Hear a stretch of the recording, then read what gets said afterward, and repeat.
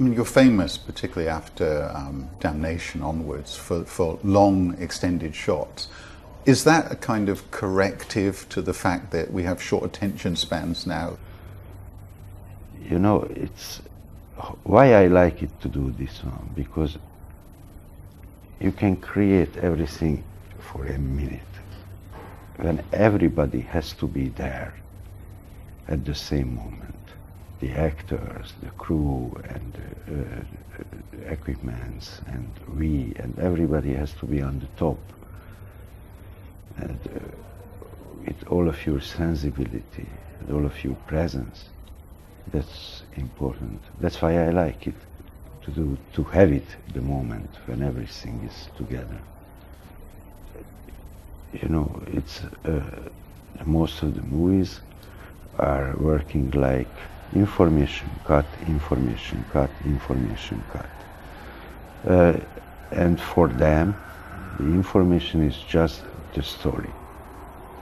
And for me, a lot of things information. I try to involve to the movie the time, the space, and a lot of other things which is a part of our life, but not connecting directly to the storytelling. And I'm working on the same way, information cut, but for me the information is not only the story, a lot of other things.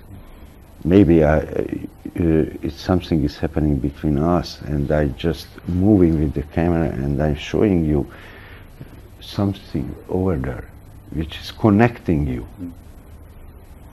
It's also give some information to the people, but it's not in a cut or the way how I'm showing. I'm just always, it looks like a chain. You just put it everything together and finally you have a long take.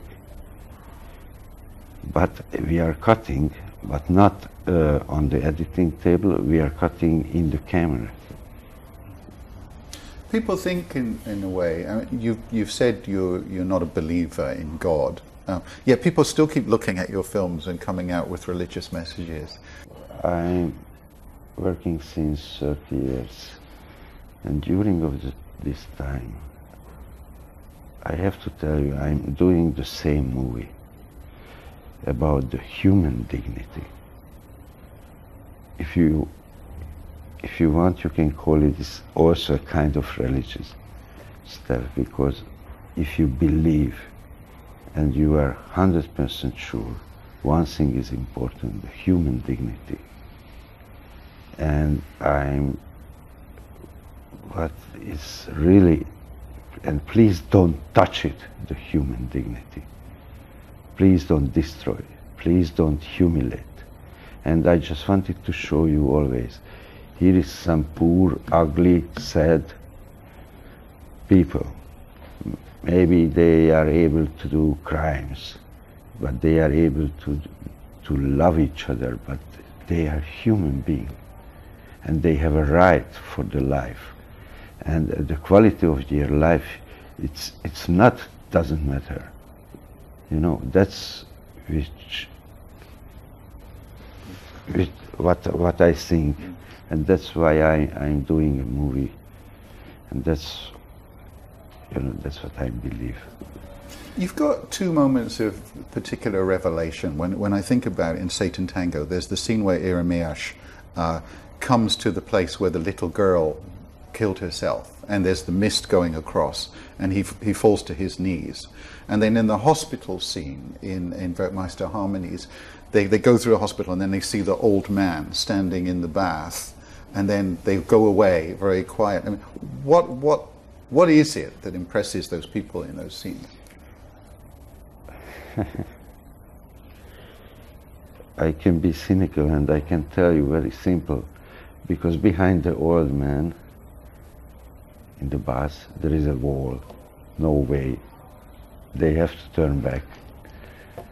That's the cynical version. Of course, the other hand, I think every human has a sensibility, and every human has a respect.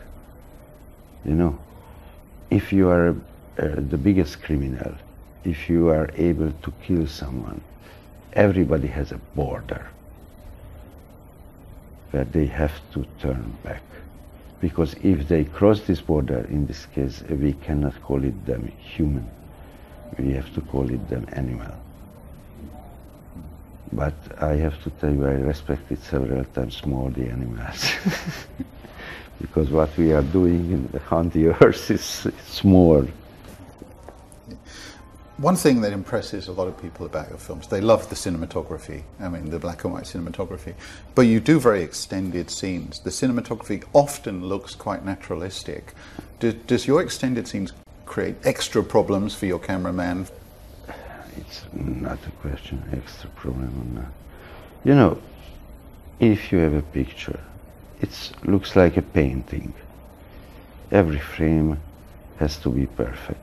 And you have to show something which is important. If here is, for example, this small flower, it's really important. If I take my hand, the light is coming from here. If I take my hand to here, it's became dark.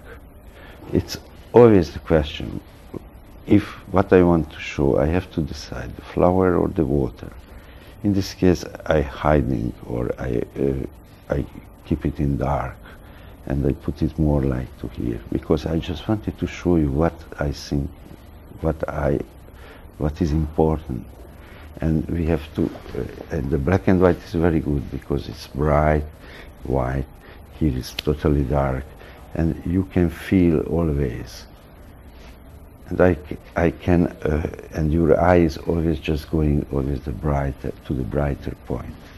That's why I really like to do the black and white. And I never think about how difficult it is for a cinematographer, because I just know what I want to show. But I know it's really difficult, because a lot of complicated camera movement. I've got a picture by Bruegel on the wall of my office. I was very interested to see that you love Bruegel so much. What is it about Bruegel that you love, and how does that apply to your films? For example, when we see, you know, the falling Icarus, and this is the story, and this is the title of the picture, and what you see, the Icarus is really the smallest point in the background when he falls to the water, and the front you can see two ugly real people. That's a kind of philosophy. The story is, I don't know where, because the main issue is the front of you. That's, it's a kind of dramaturgy. I have to tell you, I learned the filmmaking more from the painters and from the musicians than the filmmakers. Do you feel your films are optimistic or pessimistic?